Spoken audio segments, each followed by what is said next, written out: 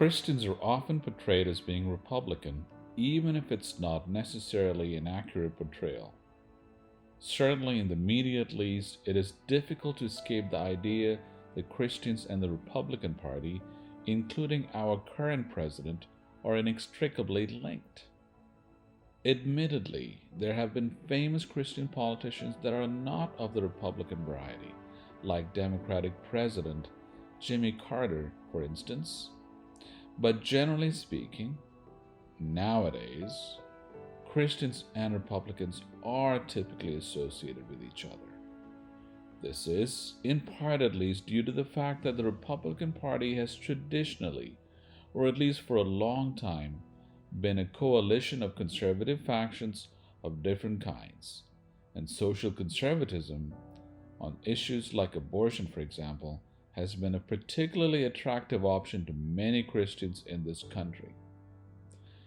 On a related note, many politically active Christians who also favor socially conservative policies tend to be referred to as the Christian right. Given the similarities, however superficial, in the stated conservative agendas or platforms of the two groups, that is, Republican and the Christian right, it only seems natural that the Republican Party would be the natural choice for many conservative Christians. Sadly, though, over time, this linkage between Republican Party policies and Christian conservatives has become so deep in American Christian churches that there is sometimes the perception that if one does not support the Republican Party, one is probably not a faithful Christian. Now, whether you are part of the Christian right or not, and you think that this is an unfair perception of Christians, you are probably right. Still, there is no denying that the public perception of this linkage is pretty strong. Google it, and you will likely find that Christians and the Republican Party are often perceived to be in cahoots with each other. For example, this article on The Hill argues that Christians cannot serve both God and the GOP.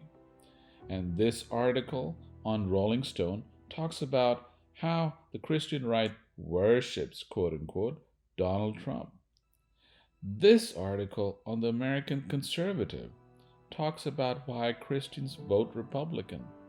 And this article from November 6, 2016, in the Dallas Morning News argued that one cannot be Christian and vote for the then Republican nominee, Donald Trump, for president.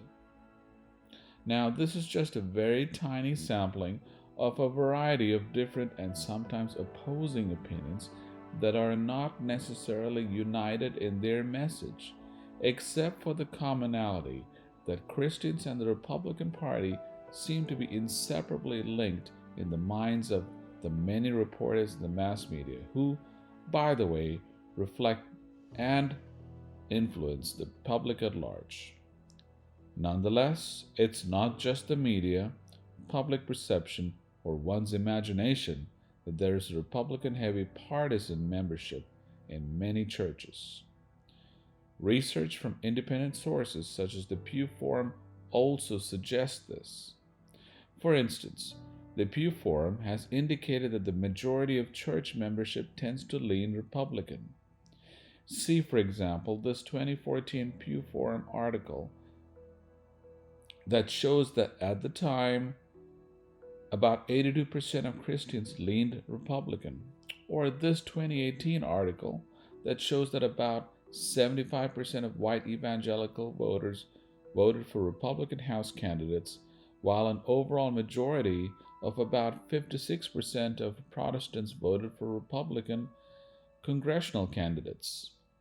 No doubt, the church that I have attended has probably favored a Republican friendly mindset much longer than I have been associated with the church.